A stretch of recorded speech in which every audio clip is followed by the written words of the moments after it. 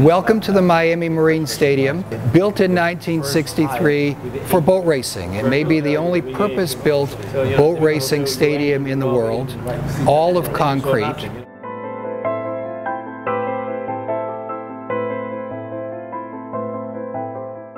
So this is such a remarkable site because not only was the stadium built, but this basin is man-made. It was dredged for boat racing out of mangroves, and it's in the shape of an elongated oval, which was the shape of the Circus Maximus in Rome. Then you have this roof, which is studied around the world. If you notice, it's not a flat roof. It is a double-sided row of hyperbolic paraboloids. If you want to know what a hyperbolic paraboloid is, take a piece of paper, push your thumb in the middle of it, and it creates a shape that's both rounded and straight.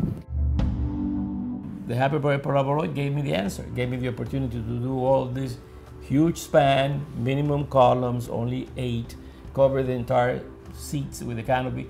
From about noontime on, the entire seats are under shade. So it gave you that additional invitation, so to speak, of feeling excited, wonderful, but secure, and then looking across the water and seeing the city skyline. The building is representative of mid-century, mid-20th century modern architecture. It was a time in the 60s, since after the end of World War II, when modern architecture was right at its peak. Very, very unique, one-of-a-kind type. And there was a certain degree of two things. One, pride, and pride not only in terms of the professional, the creator, the architect, but also pride of the community. There was no place where you could really see boat races on a facility, on a stadium that was designed for it. So a national study was done, and Miami was chosen, and our firm was chosen to do it. So the idea was that I should do then something unique. It really, not because I should do it, because it's, what I always call is Miami deserved it.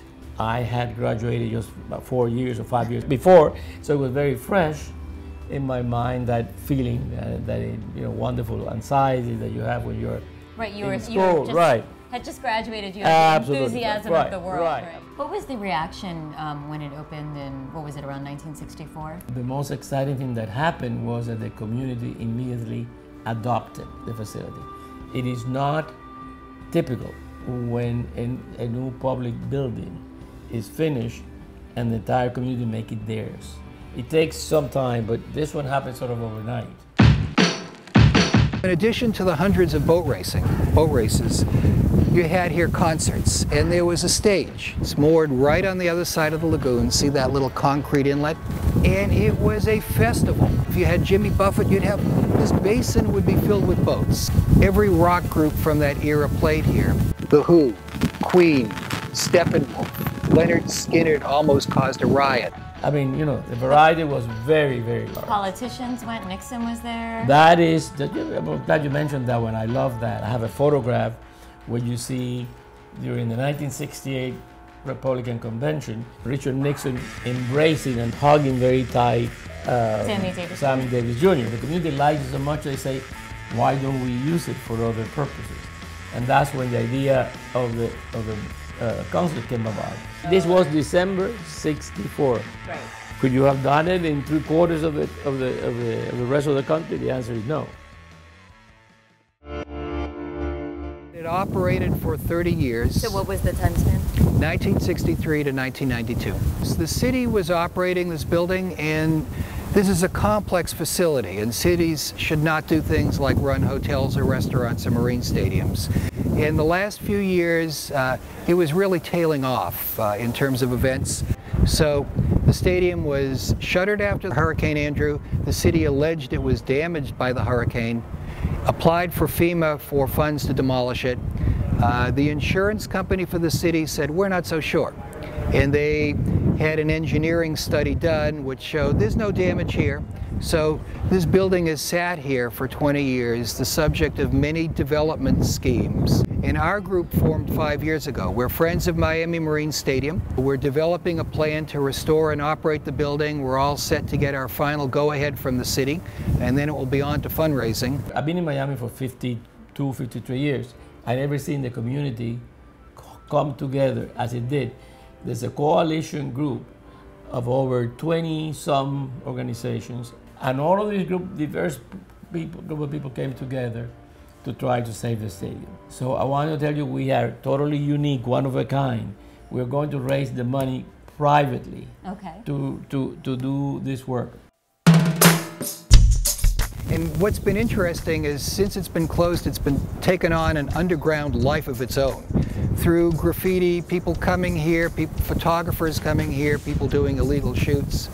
The artists that have produced that graffiti work are the ones that have been continued to use the stadium. So they have been a continuous community use. And I tip my hat to them. And there are several different plans that we have right now. One is to save certain panels of it. Another is to do what Tony Goldman suggested to us. And Tony, by the way, went wild when he saw this place, which is to reserve a few of the walls here and have international competitions and change it every year. What we want to do is be able to keep the cool factor in this place. We've had an engineering study done, actually the same firm that did the engineering study in 1992. This building is very well built. It's structurally sound. Some of the portion of the stadium over the water needs work. The roof is fine. And we'll also build an endowment because we're not really requesting a stream of government subsidy to keep this place going. All the promoters want to use this place. A group like the Miami Symphony Orchestra, which is an up-and-coming group, this will be their outdoor home. Classical music set to synchronized live fireworks. Participatory athletic events. This is already a world-class triathlon site, but you'll be able to combine that with an entertainment component. Also dragon boating, the fastest growing outdoor spectator sport in the world, rowing. The boat racers will be back. What's so cool about this place is it's going to take us years to figure out all of the different ways that we can use it. The fact that I did it when I was 28 years old is very special. But even if we were to remove the date of the year when I did it, because of everything that it means for the community, plus the fact that it should be ageless and it should be timeless, it's one of my most exciting projects. You know. I can say that if our group did not form 5 years ago, this building would have been gone. This is a transformational project for Miami. It is sensational. There is not a venue like this in the world. And we fully believe that Miami has now grown up and can really take advantage of this place.